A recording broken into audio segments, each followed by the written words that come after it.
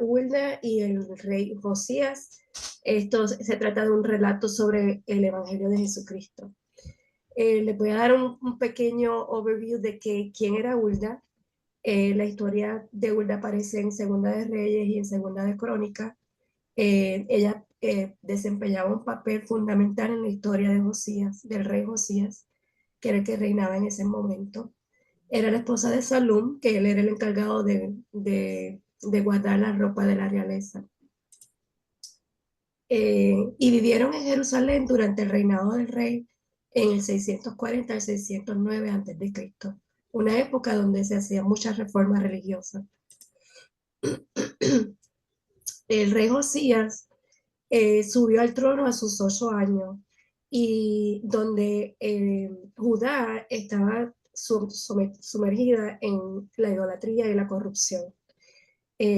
Su papá muere y solamente estuvo en el poder 2 años, o él adquiere por herencia, pero siempre en todo momento él buscó agradar al Señor y siguió el ejemplo de su antepasado David.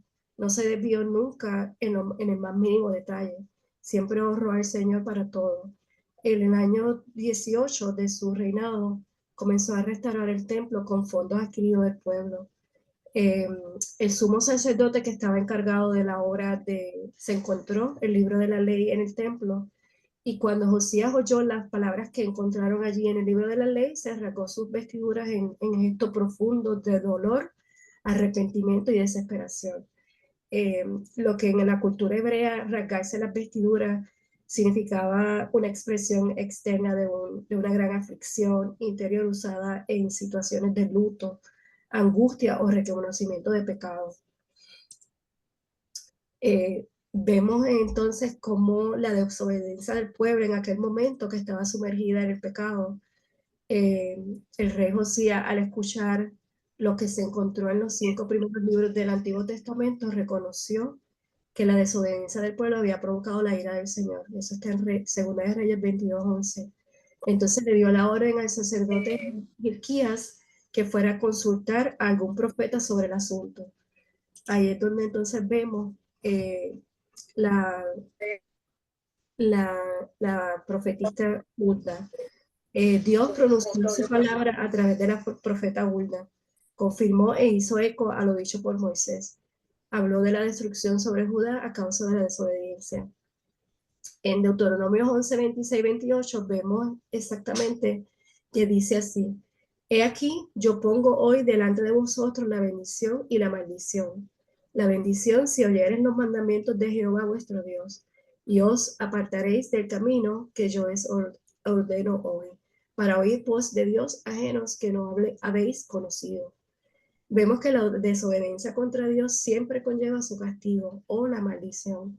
Hulda anunció al rey Josías y a su reino que Dios sería fiel a su palabra, que si desobedecían recibirían la maldición de su justo castigo. Y el libro nos pide que reflexionemos sobre esto en nuestra vida, ¿verdad? Nos hagamos esta pregunta y reflexionemos, luego hagan el ejercicio con tranquilidad y pregúntense, ¿estamos escuchando y respondiendo a la palabra autoritaria de Dios en nuestras vidas? ¿Y estamos eligiendo caminar por la senda de la obediencia justa? Debemos ser sinceras y debemos reflexionar sobre esto. Cuando Hulda terminó la profecía, ofreció esperanza al rey Josías. Dios vio la humillación y conmoción del rey ante el Dios de Israel y le afirmó que sería sepultado en paz y que sus ojos no verían la desgracia que iba a enviar sobre su pueblo y sus habitantes. Eh, Aquí vemos finalmente la enseñanza. Vemos que el rey Josías obedecía y tenía devoción a Dios, tenía un corazón humilde y piedad por su pueblo, eliminó la idolatría, se arrepintió sinceramente por su pueblo, hizo que la palabra de Dios se cumpliera y dejó un legado de espiritualidad. Vemos aquí que como cristianos nosotros obviamente no estamos exentos de tribulaciones, pero sabemos y ya está confirmado en esta lectura que una vez más el rey Josías a través de Hulda, Dios está con nosotros y nos fortalece para seguir adelante con fe y confianza en Él. Quise buscar unos versículos de la Biblia que hicieran referencia a esto y me encantó Romanos 8:28 que dice, Dios usa todas nuestras dificultades para bien cuando confiamos en Él. Sabemos que los que aman a Dios, todas las cosas les ayudan a bien. Esto es a los que conforme a su propósito son llamados. Y en Santiago 1:2-4, en resumen, dice, las pruebas fortalecen nuestra fe y nuestra paciencia. Verdaderamente no estamos exentos a vivir situaciones difíciles, ¿verdad? Pero a través de esta historia nos enseña que el rey Josías se humilló ante el Señor y siempre proclamó desde joven la palabra del Señor. Y Hulda nos muestra una mujer íntegra que no con su mensaje, con seguridad. Y en la Biblia no nos habla de a qué ella se dedicaba, pero sí podemos deducir que era una mujer de oración, una mujer que estaba sometida en la palabra y pues tenía gran exposición en el pueblo cuando la fueron a buscar para consultarla a ella. Así que eh, esto es todo sobre Hulda y el rey Josías. Bueno, entonces vamos a hablar un poquito sobre la historia de Betsabé. Permítame un segundito mover esta pantalla. Ok. Eh, Betsabé la conocemos por ser una mujer que fue restaurada a esperanza y su nombre significa hija del juramento. Betsabé realmente fue una mujer virtuosa que tenía un gran propósito. ¿Quién era Betsabé? Betsabé era primeramente la hija de Elián, eh, segundo, esposa de Urías, quien era un eteo, fiel soldado del ejército de David. Él estaba sirviendo en el ejército de Israel. Betsabé es principalmente conocida porque fue la víctima del adulterio del rey David y también la madre del rey Salomón. Su historia la podemos encontrar en Segunda de Samuel, capítulo 11, y también es mencionada en Segunda de Samuel, capítulo 12, versículo 24, en Primera de Reyes, versículo 1, y en el libro de Mateo, en el capítulo 1, versículo 6. Ahora, a medida que vamos en la vida, no sé si algunas veces o en alguna ocasión le ha pasado, tanto a ustedes o como a alguien que conozcan, que experimentamos circunstancias duras en nuestras vidas, ¿no? Y nos encontramos en circunstancias que realmente no fueron causadas por nosotros, pero nos vemos atrapados en las consecuencias del pecado de otra persona y pagando por las acciones de otra persona, ¿no? Este fue prácticamente en cierta parte el caso de Betsabé, ¿no? Y podemos ver que lidiar con las pruebas que son el resultado de nuestras propias acciones es una cosa, porque somos conscientes cuando somos nosotros quienes cometemos el pecado y sabemos que van a haber consecuencias para ese pecado. Pero cuando son el resultado del pecado de otra persona, puede realmente traer un nivel de devastación diferente, porque somos nosotros quienes pagamos las consecuencias. Hablemos un poquito de la historia de Betsabé. La historia de Betsabé empieza en la época en que Israel se encontraba en guerra y David ya estaba en el trono reinando. Y David llevaba más o menos 12 años en el trono y a pesar de que era un gran guerrero, llegó al punto en que se sintió cómodo, ¿cierto? David ya no quería ir al frente de la batalla con su ejército y decidió quedarse en su casa en lugar de ir a pelear. Y aquí vemos que se empieza a generar el ambiente perfecto para el pecado. ¿M? Lo primero que él hizo fue dejar de hacer lo que sabía que tenía que hacer. Y aquí aparece Betsabé en la historia. Betsabé se estaba bañando en su azotea, purificándose con un ritual de limpieza que existía en el Antiguo Testamento, que era requerido después del ciclo menstrual de la mujer. En esta época, las casas tenían azoteas que eran techos planos y estos sitios eran normalmente utilizados para comer. Eran sitios donde la gente se reunía a comer o a guardar cosas, a poner como las cosas que recogían de las cosechas. Entonces eran sitios bastante abiertos. David, como decidió quedarse en su casa en lugar de ir a pelear a la guerra, eh, estaba durmiendo, se levantó, empezó a pasear por el palacio, se asomó a la azotea y cuando se asomó a la azotea vio que Betsabé se estaba bañando. ¿M? Asumimos aquí que como David estaba en el palacio, su ventana daba a la azotea de Betsabé. El techo de él era más alto y tenía una posición ventajosa desde donde estaba, así que David miró hacia abajo y la vio.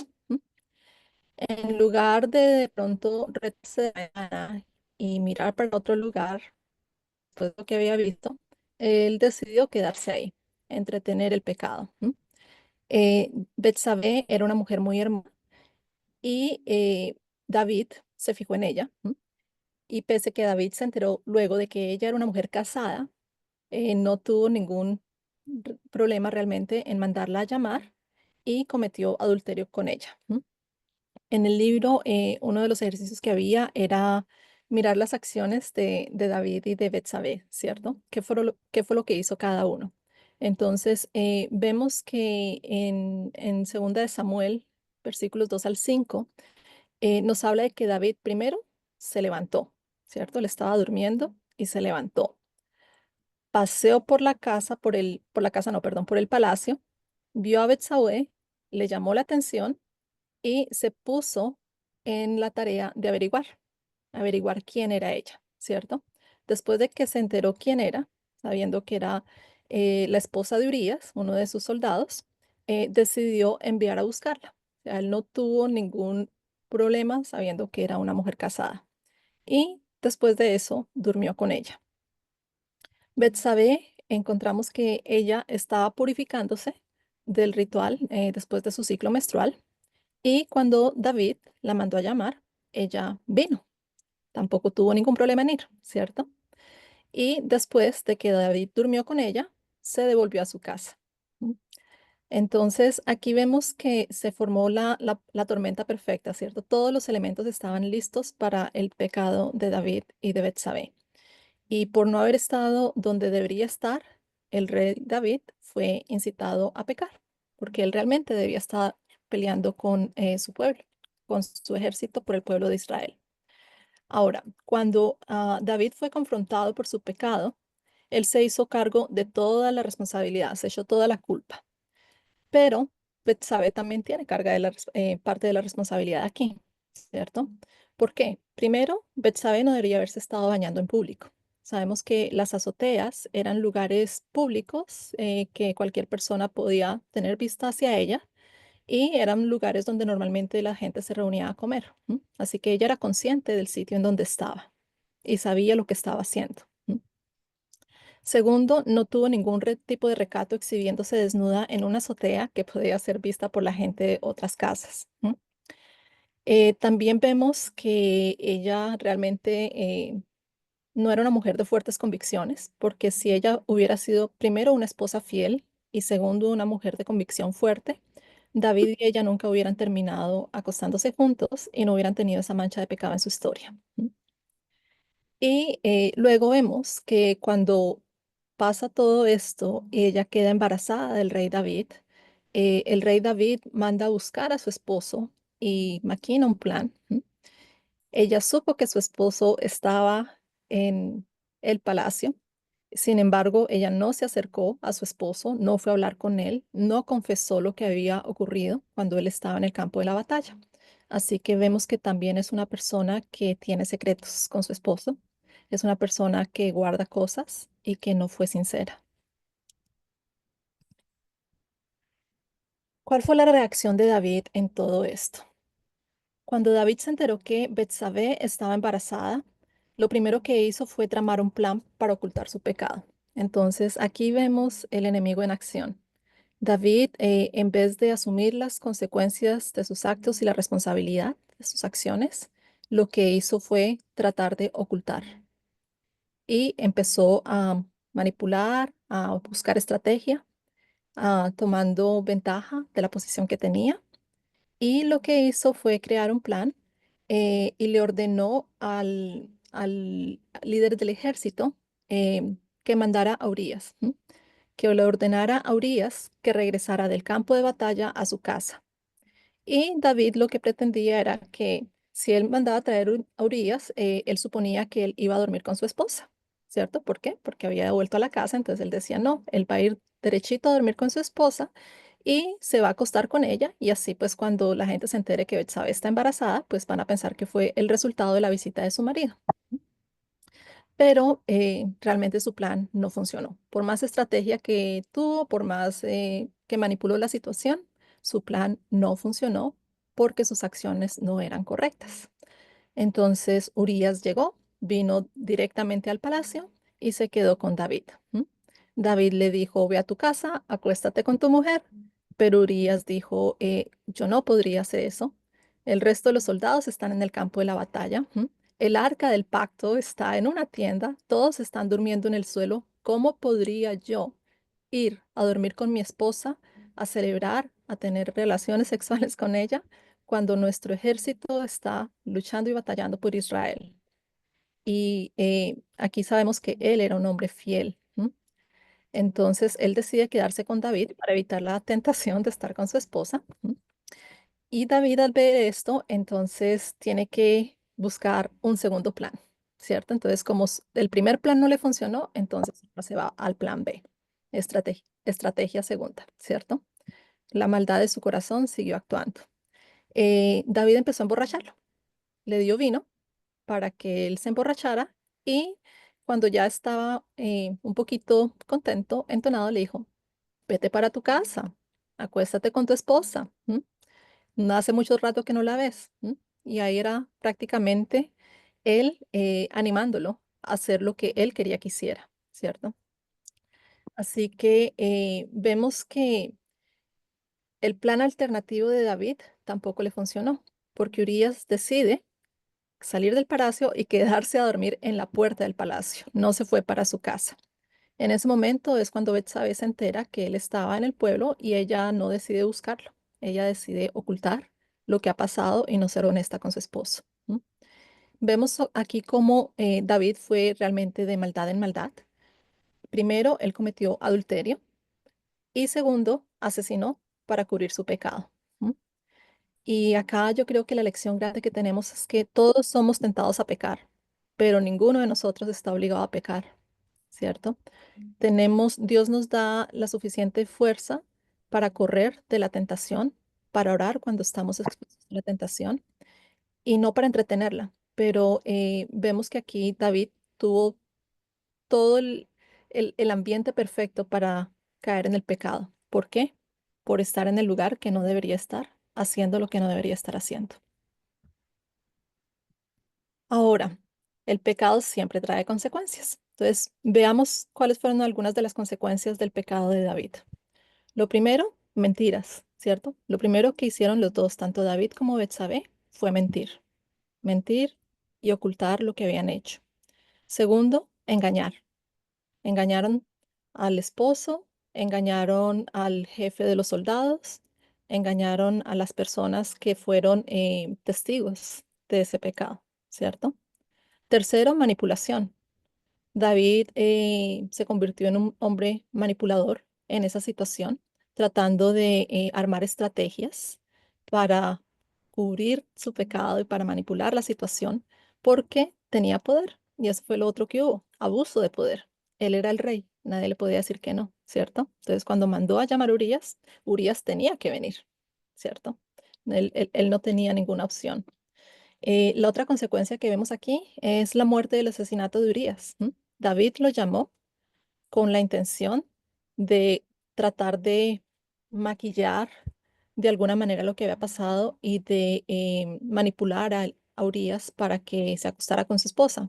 Pero como Urías era un hombre fiel, Urías respetó sus principios y no cayó en esa tentación, entonces su plan alternativo fue contactar al jefe de los soldados y decirle que pusiera a Urías en el frente de la línea para que lo mataran. Y así es como Urías termina muerto. ¿M? Pero no solamente Urías termina muerto, terminan muertos los soldados que estaban con él y adicionalmente el hijo que David y Betsabé engendraron muere. Muere recién nacido, creo que una semana o menos de una semana, creo que fue una semana. Entonces, vemos que aquí la consecuencia del pecado realmente es la muerte.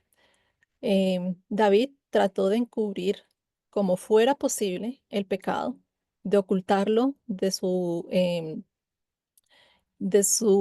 soldado de Urías, ¿cierto? Betsabé ocultó la verdad a su esposo y ellos trataron de encubrir todo, pero cuando ya el pecado se salió a la vista y no tuvieron manera de encubrirlo más, ya hubo unas consecuencias. Entonces, Romanos 6:23 nos dice eso. La paga del pecado es muerte y siempre va a traer consecuencias.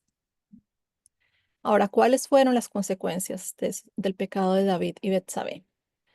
La primera consecuencia es que el hijo de David y Betsabé murió como consecuencia del juicio de Dios a David. Y en segunda de Samuel, en el versículo 27, la segunda parte del versículo nos dice esto. Mas esto que David había hecho fue desagradable ante los ojos de Jehová. Las acciones de David no fueron correctas ante los ojos de Dios, por lo cual Dios no lo aprobó, ¿cierto? Y Dios decidió actuar. ¿Mm? Sabemos también por la escritura que Betsabé lloró la muerte de Urías y luego la de su hijo. Entonces, ella pagó un precio muy alto. No solamente perdió su esposo, ¿cierto? Bueno, creo que lo primero que perdió fue la dignidad. Lo segundo que perdió fue a su esposo y lo tercero que perdió fue a su hijo. O sea que sufrió como mujer, sufrió como esposa y sufrió como madre. ¿Mm? las consecuencias. Y el pesar y la tristeza de David y Betsabé por la muerte de su hijo deben haber sido profundos. De hecho, la escritura nos dice que David ayunó para que Dios le salvara la vida a su hijo. Se tiró al piso, se rasgó las vestiduras y entró en duelo y pidiendo en ayuno que Dios salvara su vida. Cuando el niño murió y sus criados le avisaron, David decidió ya levantarse, lavarse la cara, cambiarse de ropas y seguir. Así que vemos que ni siquiera el ayuno le sirvió para que Dios realmente quitara las consecuencias de su pecado, porque sus acciones no habían sido agradables ante sus ojos. Y creemos también que sin duda la muerte de su hijo debe haberles hecho tomar conciencia sobre las consecuencias de su pecado. Pero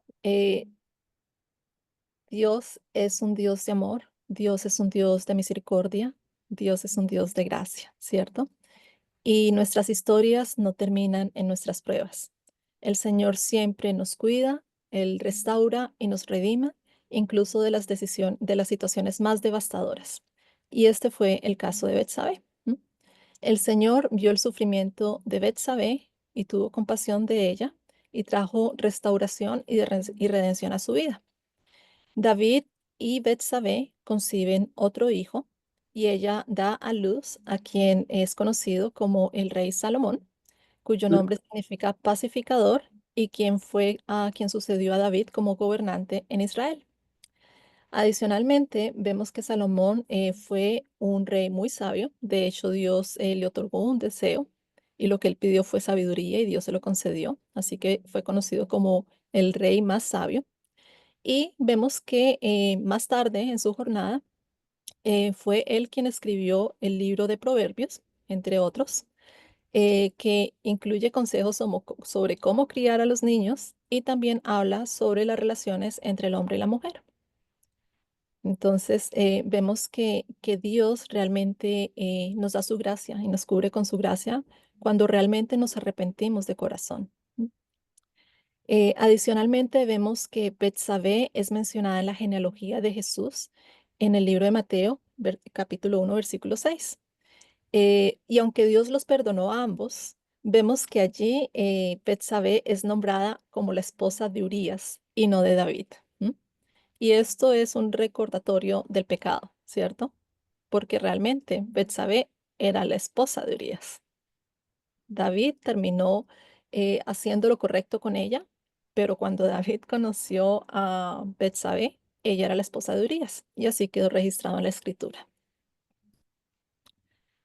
Ahora, ¿qué lecciones podemos obtener y cómo podemos aplicarlas a nuestra vida. ¿Qué lecciones tenemos de la historia de Betsabé y de David?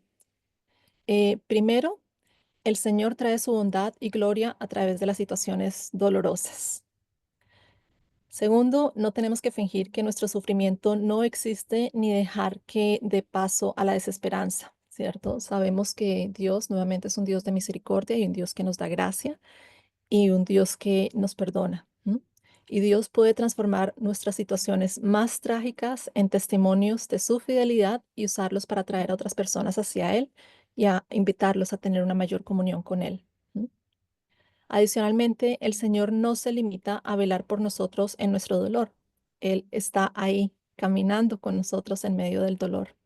Entonces, muchas veces en medio de esas situaciones que nos hallamos, donde pensamos que hemos sido solamente víctimas de las circunstancias, también tenemos que realmente ser conscientes de si tenemos alguna parte en la situación y si no, de todas maneras, entender que a pesar del sufrimiento que tenemos, Dios está ahí presente. Dios está ayudándonos, Él está viendo cada lágrima, cada tristeza, cada dolor, y Él sabe el plan que tiene para nosotros.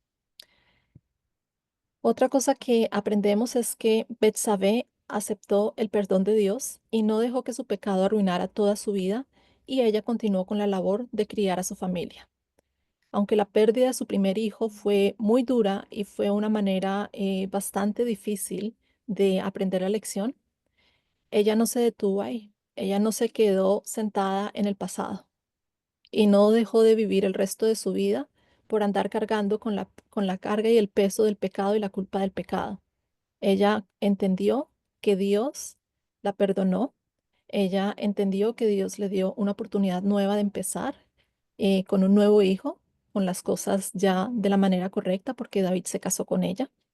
Entonces, Dios abrió un nuevo capítulo en su vida. Y si Dios abre nuevos capítulos en nuestras vidas, ¿por qué nosotros mismos no somos capaces de movernos a ese nuevo capítulo de nuestra vida y nos quedamos sentados en el pasado, recordando lo que sucedió hace 30 años, hace 10 años o la cantidad de tiempo que haya sido, y sencillamente no avanzando y no teniendo cuidado de nuestra familia por esas cosas?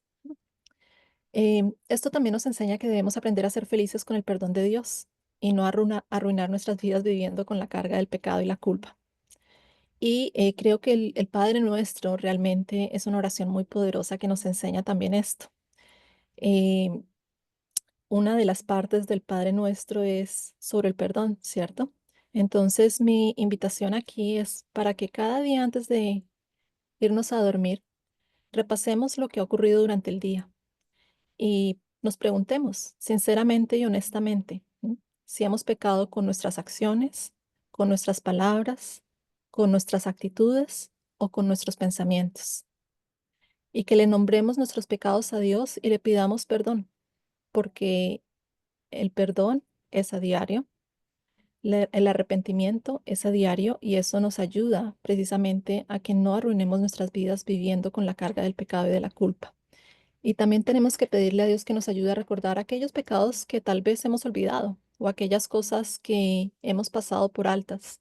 Muchas veces creo que somos muy rápidos en juzgar a otros, pero no somos de la misma manera cuando necesitamos juzgarnos a nosotros mismos y reconocer nuestros propios errores. Y una vez que le pidamos perdón a Dios por cualquier cosa que hayamos hecho, tanto con nuestras acciones, palabras, actitudes o pensamientos, reclamemos la promesa de Dios que nos dejó en Juan 1:9, que es que si confesamos nuestros pecados, Él es fiel y justo para perdonar nuestros pecados y para limpiarnos de toda maldad. ¿M? Y aquí con la historia de Betsabé y de David, vemos un testimonio de cómo incluso las personas más piadosas, a menos de que sean cuidadosas, pueden caer en el peor de los pecados.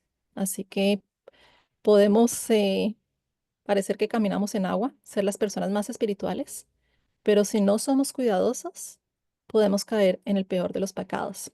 Y creo que debemos ser muy conscientes de los momentos en los que la tentación está enfrente de nosotros, y en esos momentos orar y correr, tal como lo hizo José, ¿no? José, cuando fue puesto a tentación, Lo primero que hizo fue correr porque él no quería fallarle a Dios. Tuvo toda la oportunidad para hacerlo, pero él no quería fallarle a Dios. Y ahora acá les dejo unas preguntas para que reflexionemos. Lo primero es, ¿tienes alguna dificultad en tu vida sobre la que no tienes ningún control? ¿Te has encontrado en alguna de esas situaciones donde estás siendo de alguna manera víctima de las consecuencias de los actos de otra persona, del pecado de otra persona? Y si es así, ¿de qué maneras concretas te gustaría que el Señor te redimiera, en esta prueba o en esta temporada de tu vida? Y la última parte aquí que les recomiendo que lo hagan es un ejercicio muy bonito y liberador, y es que escriban una oración que les ayude a procesar lo que están viviendo en esta etapa de la vida en la que se encuentran y proclamando la esperanza que tenemos en Jesús, que así no sea como muy evidente la manera en que Jesús y Dios están actuando, que recordemos siempre que ellos están trabajando, a pesar de las circunstancias y que siempre tenemos esperanza. Y finalmente, para recordar, quiero regalarles dos versos que fueron el resultado de esta situación entre David y Betsabé. David fue un hombre que es conocido como un hombre que buscó el corazón de Dios, un hombre que Dios utilizó grandemente y un hombre que a pesar de sus errores y las cosas que hizo, porque aquí vemos que fueron cosas fuertes, él cometió adulterio y cometió asesinato, pero a pesar de eso, Dios decidió perdonarlo y utilizarlo, y Jesucristo viene de la línea de David, ¿cierto? Pero ¿por qué Dios utilizó a David y por qué Dios le dio la oportunidad a David de continuar? Porque David fue un hombre que a pesar de que cometió errores, se arrepintió de corazón. Fue un hombre que buscó el perdón de Dios, fue un hombre que le dolió en el corazón lo que le hizo a Dios. Y de aquí sale el Salmo 31, versículos 1 y 2, que les quiero regalar. Cuando David recibió el perdón de Dios, él escribió este salmo que dice: Bienaventurado aquel cuya transgresión ha sido perdonada y cubierto su pecado. Bienaventurado el hombre a quien el Señor no culpa de iniquidad y en cuyo espíritu no hay engaño. Y también David escribe muchos otros salmos, y entre estos el Salmo 51:10, donde David, después de esto, después de que se arrepiente y le pide perdón a Dios, le pide que cree en él un corazón limpio y que renueve su espíritu recto dentro de él. Y este verso se los quiero regalar porque creo que es un verso que podemos practicar a diario. Señor, hoy solo te pido que crees en mí, oh Dios, un corazón limpio y que renueves un espíritu recto dentro de mí.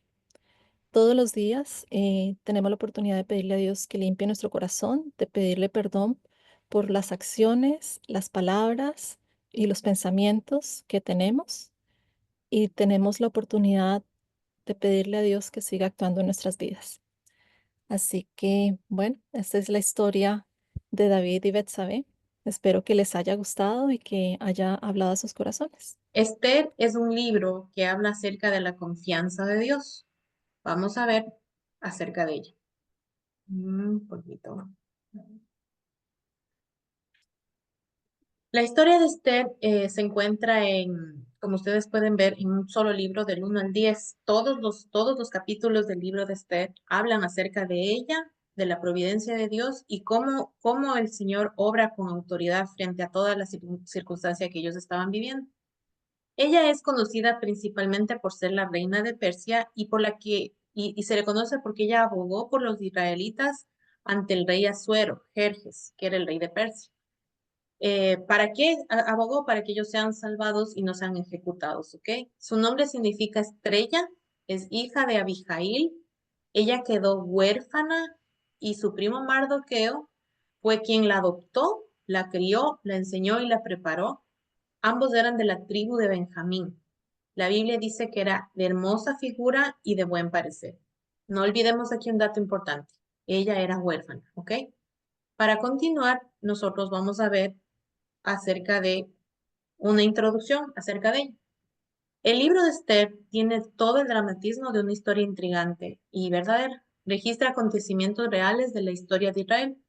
Este es el último libro de los libros históricos de la clasificación que se ha hecho y se llaman así porque narran la historia del pueblo de Israel y la intervención de Dios en ella de diferentes maneras. Estos libros son Josué, Jueces, Ruth, Primera y Segunda de Samuel, Primera y Segunda de Reyes, Primera y Segunda de Crónicas, Esdras, Nehemías y por último Esther. Este es, como mencionamos, cierra los libros históricos de la Biblia. Tiene 10 capítulos y es una lectura cautivadora. Es una historia que ya vamos a ver más adelante de lo que se trata. Debemos saber que antes del Imperio Persa, el pueblo de Dios se había descuidado en su obediencia a Dios y se había alejado de él. Como resultado de su castigo fue el exilio a Babilonia y estuvieron lejos de la seguridad y la comodidad de la tierra prometida. Finalmente, el imperio babilónico fue conquistado por el rey Ciro de Persia, lo que permitió que los judíos regresen a su patria o permanezcan en Persia. Un dato importante para señalar es que vemos la autoridad de Dios. En Isaías 45, del 1 al 7, habla y dice, por amor a mi siervo Jacob y a Israel, mi escogido, te he llamado por tu nombre y te he honrado, aunque no me conocías. Yo soy el Señor y no hay ningún otro. Fuera de mí, no hay Dios. Yo te ceñiré, aunque no me has conocido, para que sepa que desde el nacimiento del sol hasta que se pone, no hay ninguno fuera de mí. Yo soy el Señor y no hay otro. Que vemos aquí, Ciro no era israelita, no era un hijo de Dios, él escuchaba de Dios quizás, pero Dios obró sus planes y propósitos a través de él para liberar a su pueblo del exilio. Es un recordatorio para nosotras de que todo ser humano está bajo la autoridad de Dios, incluso aquellos que no conocen ni creen en Dios.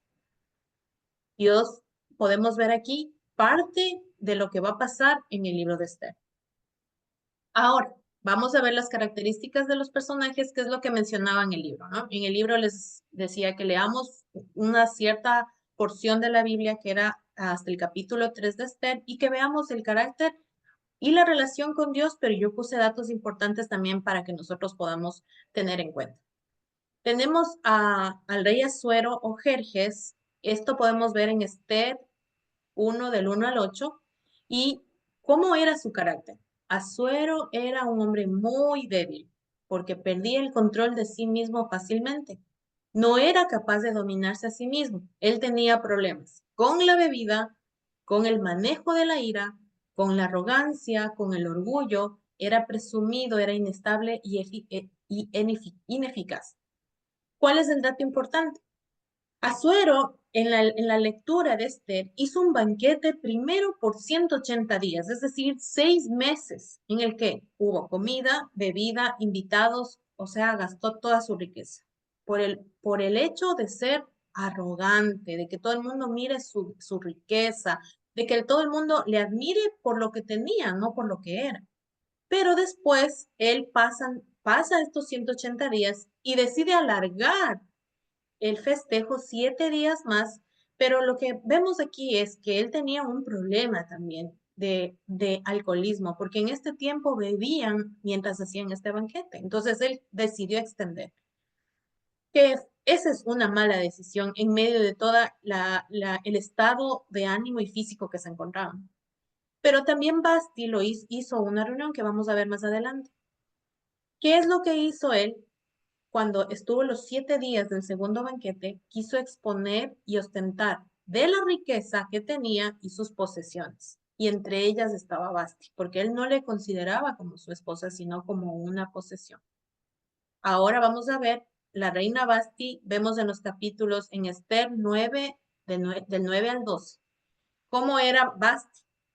Dice que la palabra de Dios no expresa en toda su plenitud el concepto de ella, pero podemos notar, de acuerdo a algunos lectores de la Biblia y algunas posturas bíblicas que se ha podido encontrar, que se puede decir que ella era vanidosa y una esposa desobediente al llamado de Asuero.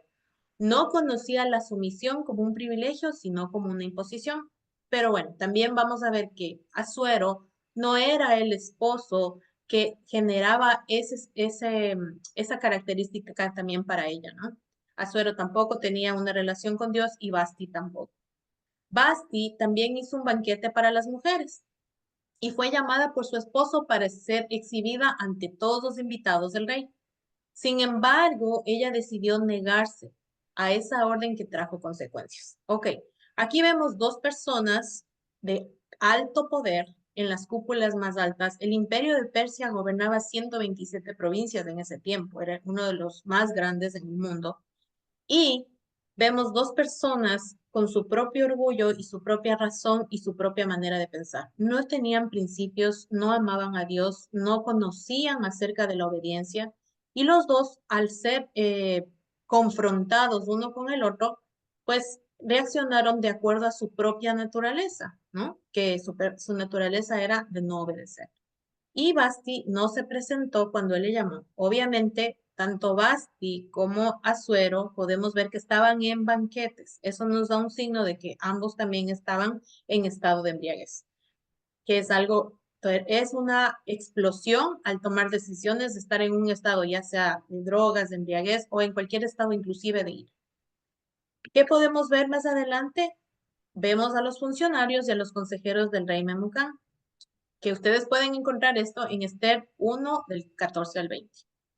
Asuero, en su condición de embriaguez, como le habíamos mencionado, así como los consejeros que estaban ardidos en ira, ¿verdad? Porque ellos también se sentían como ofendidos por ser como parte de... Ay, sorry. Bueno, ahí está. Ellos también estaban ardidos por esta situación. Ay, se fue. Ya.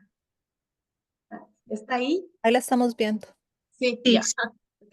Ok, ya. Entonces, como estaban ardidos los consejeros también y molestos por esta situación, estaban en furia por lo que hizo Basti. Entonces le dieron un consejo para aparentar sabiduría y diciéndole que debía desterrar a Basti, que tenía que mandar un edicto en el cual todos los esposos se sometan a sus esposas y los obedezcan en todo. Pero esto era algo erróneo. Primero, porque este consejo solamente lo que hacía es elevar el orgullo de Asuero. Número dos, los consejeros también estaban en un estado de embriaguez, como todos los demás, y obviamente ellos también querían ser aduladores, ser interesados, ¿no? No, a ellos no les importaba si Basti se fue o no, no les importaba, simplemente lo que querían es sostener su puesto ahí con el rey Asuero. Y obviamente dieron consejos disfrazados de sabiduría que eran malos consejos. Continuamos ahora entonces con... Ok, ahora vamos a ver el carácter de dos personajes que son muy importantes en esta historia, que es Mardoqueo, que está en Esther 2:7, y ¿qué vemos acerca del carácter de Mardoqueo? En cambio, él era un hombre de fe, leal, valiente, resoluto e íntegro. Mardoqueo fue educado en la ley y cultura persa, pero en su corazón tenía la enseñanza bíblica de Moisés, de David, de los salmos y de los profetas. Eso fue precisamente lo que vemos que él enseñó a Esther, su prima. Entonces también vimos que como este varón fue arraigado a la gracia de parte de Dios delante de la gente, como Dios derramó gracia delante de la gente en Mardoqueo, que vamos a ver más adelante, y delante del rey. Y fue precisamente por eso que Dios le permite ascender a tal puesto, porque él tenía convicciones que eran inamovibles. Vamos a ver ahora. Ustedes van a ver a Mardoqueo primero, que era el que enseñó, crió, preparó a Esther y quien prácticamente la formó para que ella esté en el lugar que iba a estar, con Asuero. Vamos a ver quién era Dasha. ¿Qué pasó después de que hubo el banquete y desterraron a Basti? Ahí viene la historia. Lo que pasó es que una vez que desterraron a Basti, los consejeros del rey pidieron que se busque una nueva esposa para Asuero. Y aquí se nombra la primera vez que lanzan cartas por todo el imperio persa para que las mujeres más bonitas, más inteligentes, se acerquen a este concurso de belleza. Se registra por primera vez el concurso de belleza que hoy se hace también, pero en base a esto es que se tomó la idea de hacer este tipo de concursos. qué interesante. ¿Qué hacían en este concurso? ¿Qué pasaba? Primero, los eunucos recogían a las doncellas y las preparaban por 12 meses.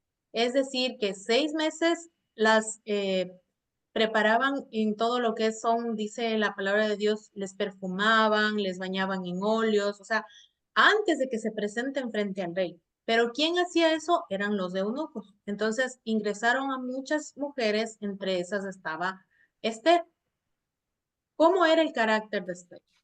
Adasha, que es el nombre en judío, simboliza la dulzura, la belleza, la humildad y la paciencia. Se caracteriza por su fe, valentía, prudencia, sabiduría y determinación. Humildad, educación. También era leal, obediente, sumisa y se preocupaba por los demás. Esa era una característica, las características de Esther. Esther fue criada y educada por su primo Mardoqueo, que le enseñó todos los principios de Dios para su vida. Podemos ver que tenía una estrecha relación con Dios, puesto que cuando estaba en apuros, ella, ¿qué es lo que hacía? Es orar, ayunar y clamar al Todopoderoso, pues ella tenía mucha fe en el Señor de que Él le iba a responder. Sus actitudes frente a su esposo denotan que era una mujer piadosa. Vamos a ver más adelante. Entonces, una vez que Esther se presenta ante Asuero, dice que Asuero no pudo resistir a la belleza de Esther. Ahora, vemos aquí, aunque no se nombre el Señor, su poder, porque derramó gracia sobre ella para que él se case con ella, ¿verdad? Entonces, ¿qué pasó aquí?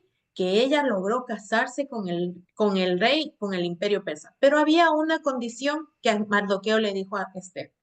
Y le dijo, por favor, no digas quién eres ni de dónde vienes. Mantente prudente en eso. Y ella obedeció. Claro. Entonces, ella estuvo obedeciendo y se casó ya con Asuero. Ahora, vamos a ver a Hegai. Y pues, Hegai era un eunuco que estaba a cargo del palacio de las concubinas y de las futuras esposas de Asuero. Él era perspicaz, venerable, diligente e inspiraba confianza. Acerca de Hegai, la Biblia no habla sobre su relación con Dios. Sin embargo, se puede ver su sensibilidad a obrar con las situaciones de bien para los demás. Es decir, que había como un encendido en su corazón de saber las cosas buenas para los demás, ¿no? Él pudo observar la gracia de Dios que estaba puesta por Dios para Esther.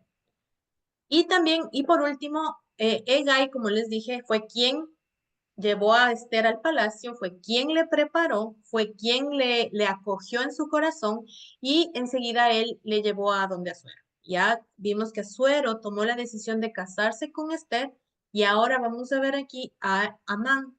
¿Quién fue Amán? Amán podemos encontrar en todo el capítulo, en algunos capítulos habla de él, pero principalmente en el 3, porque habla de cómo era él. En ese corazón de Amán había ira, deseo de venganza, furia, amargura, resentimiento, hostilidad y la enemistad, incluso odio. Este hombre Amán fue elevado a la posición más alta del gobierno y todos los que estaban en la puerta del rey se inclinaban y se postraban ante Amán, porque así lo había mandado el rey. Buscar nuestro propio honor es orgullo, vanidad y arrogancia. Ese es el dato o lo importante que debemos reflexionar. Porque Dios da gracia a los humildes, pero resiste a los soberbios. Y esto pasó con Amán. ¿Qué pasó? Amán hizo todo lo posible para subir a un puesto de segunda mano con el rey. Sin embargo, ese fue un camino humano, porque él lo hizo en sus propios métodos, ¿no?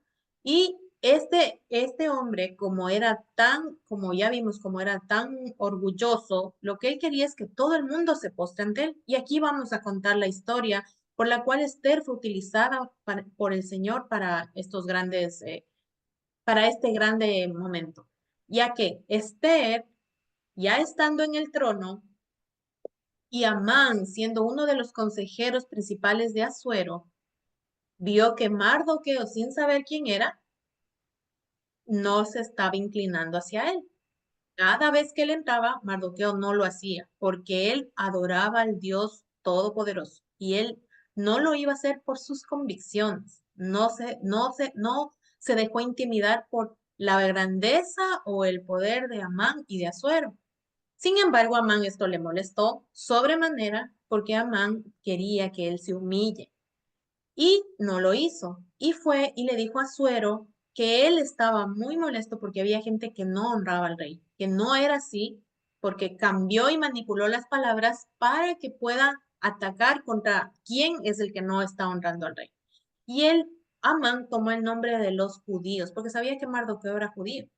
Y tomó el nombre de Amán, de Mardoqueo, y le dijo, son los judíos. O sea, no habló solo por uno, sino habló por toda el pueblo, porque lo que quería es exterminarles, por el odio que sentía hacia Mardoqueo. Y entonces, cuando pasa esta circunstancia, lo que hace es que él le pide que emita un decreto en el cual asesinen a todos los israelitas en todas las 127 naciones de Babilonia. Y entonces, perdón, del imperio persa. Entonces, en este momento, ¿qué es lo que pasa? Amán, en su maldad, preparó una horca para Mardoqueo y con su esposa todo el tiempo se sentían felices de que algún momento Mardoqueo iba a ser ahorcado. Es toda esta combinación de odio, de ira, de venganza, que quería culminar en una matanza, que es lo que vamos a ver. Vamos a ver más adelante para meditar. Exacto. Entonces, toda esta matanza que iba a culminar, nosotros vemos que después de esta situación, cuando ya pasó esto de que Amán preparó la horca, Mardoqueo se rasgó las vestiduras, como decía Maribeth, en avisando su aflicción, ¿no? Esa era una manera pública de decir, estoy descontento, estoy afligido, algo me está pasando. Y Esther lo vio y mandó al eunuco para que le diga qué estaba pasando, ¿no? A Hegai. Y él le dijo, sí, es que van a exterminar a mi pueblo. Se dictó, pero Esther no sabía. Y entonces ahí viene el plan de Esther, que se menciona en todos los libros y más adelante les voy a dar cómo va mencionando antes de que sea el desenlace. Sin embargo, quisiera que meditemos en algo. Una de las características más interesantes del libro de Esther es que aunque este es un libro importante en el Antiguo Testamento y aunque la Biblia es la revelación escrita del Dios mismo, no hay ninguna mención directa de Dios en este libro de la Biblia. Su presencia está entretejida a lo largo de toda la historia, que es lo que estamos viendo.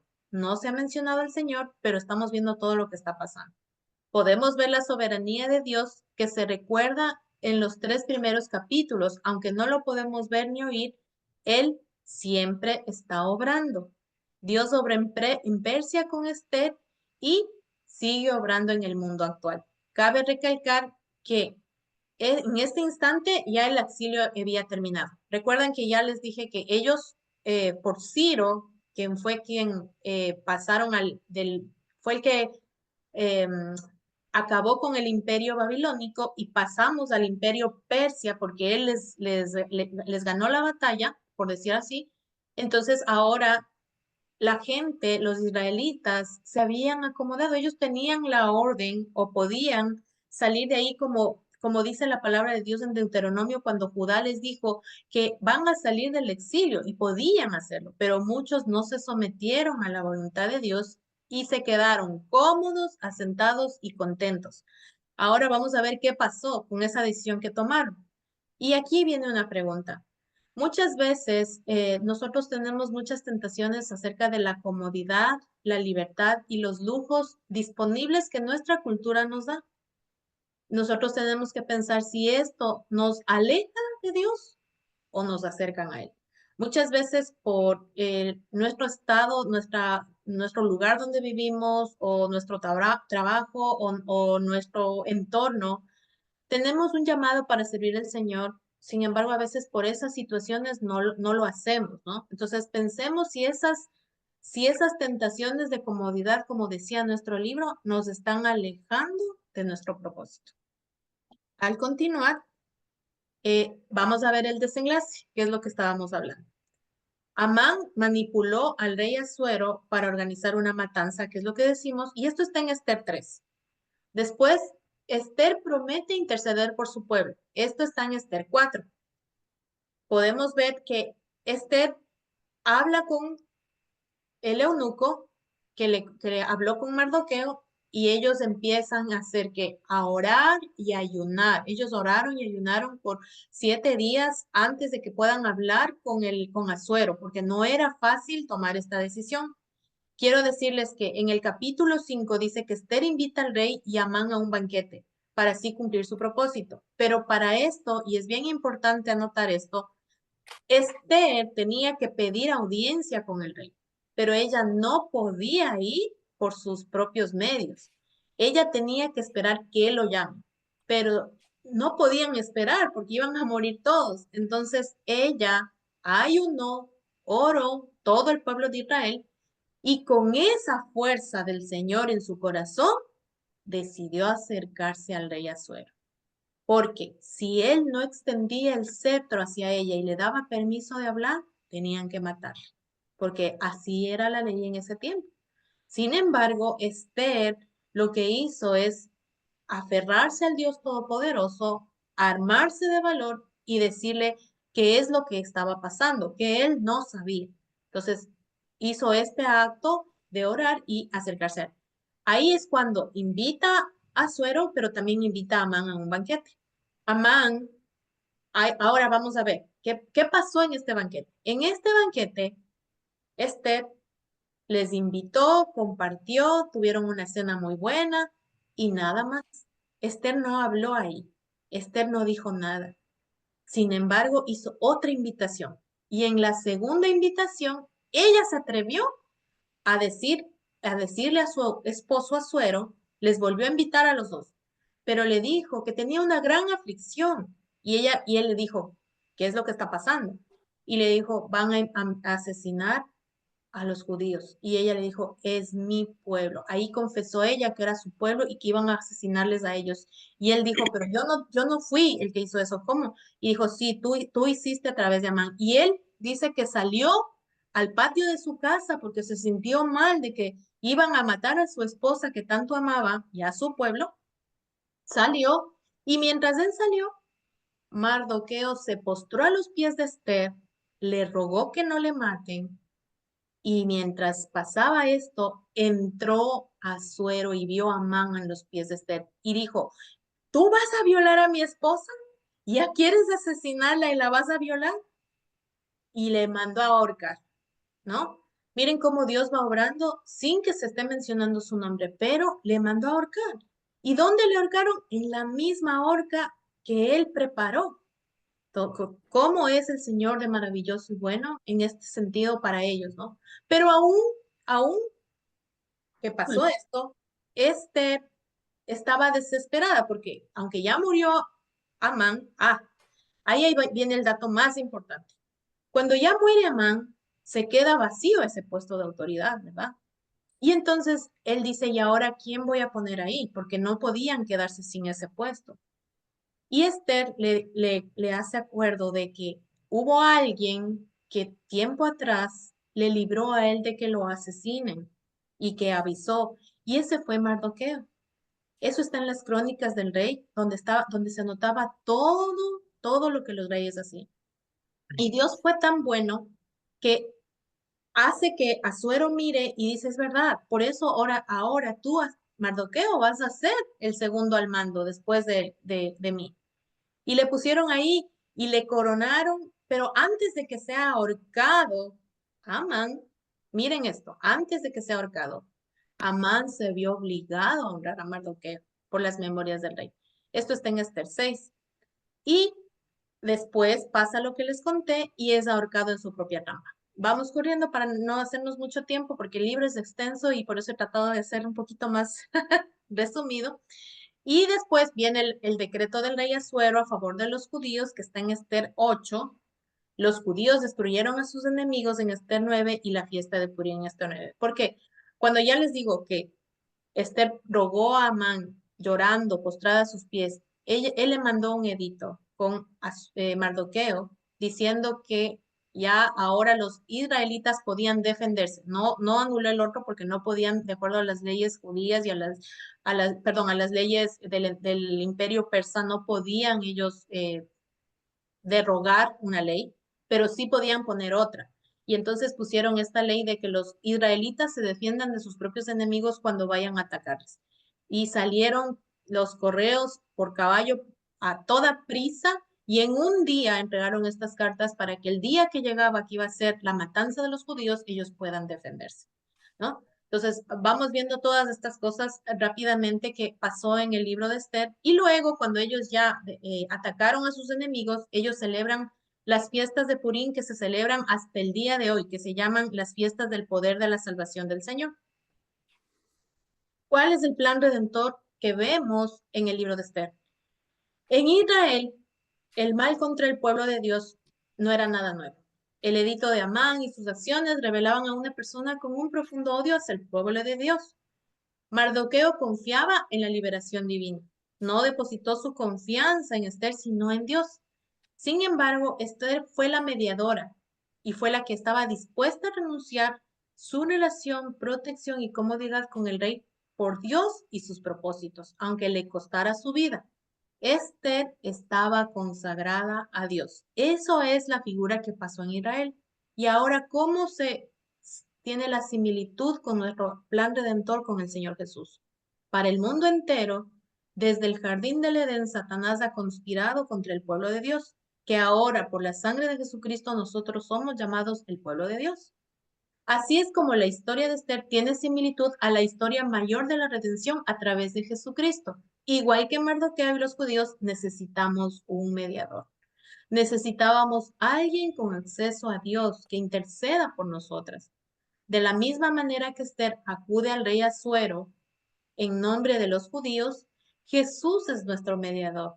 Jesús no solo arriesgó su vida como Esther, sino que dio toda su vida para salvarnos. Esta es la similitud que el Señor en el libro de Esther nos ayuda a mirar para darnos cuenta de lo que ya venía, para ellos también, porque ya venía para ellos el Mesías.